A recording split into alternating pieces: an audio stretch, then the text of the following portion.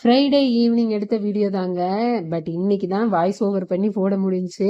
நிலவாசல்ல இன்னைக்கு வந்துட்டு காவி மண்ணை வந்து பூசி விட்டு அப்புறமா வந்து கோலம் போட்டு விட்டுருந்தேன். மஞ்சள் பூசி குங்குமம் வச்சு நம்ம அப்படியும் வந்துட்டு கோலம் போடலாம். இந்த மாதிரியும் வந்துட்டு பண்ணலாம். இந்த இடத்துல சின்னதா வந்துட்டு கோலம் போடுற மாதிரி என்னதான் கோலம் போடுறது அப்படின்ட்டு ஒரே யோசனையா இருந்துச்சு.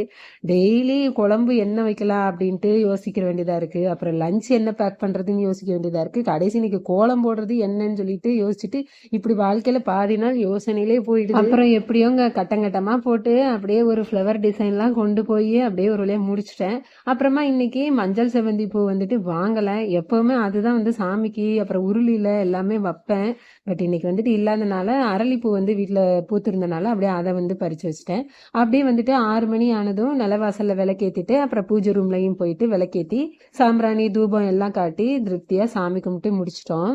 விளக்கேத்திட்டு வீடை பாக்குறப்போ பாத்தீங்கன்னா அவ்வளோ ஒரு சூப்பரா மன திருப்தியா ரொம்ப நல்லா இருந்துச்சு. நம்ம சேனலை சப்ஸ்கிரைப் பண்ணாதவங்க மறக்காம சப்ஸ்கிரைப் பண்ணிக்கோங்க.